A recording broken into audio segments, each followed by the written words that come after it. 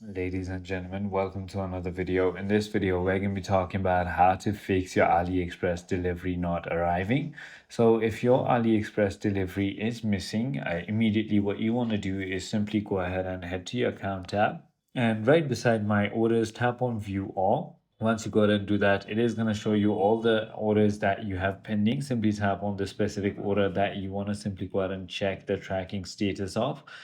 If that is not the case, then you want to also go ahead and ensure the delivery address you provided to the seller is also correct. And also go ahead and check the surrounding, look around your porch, mailbox, or leasing office. Also ask family members or neighbors if they accepted the package on your behalf.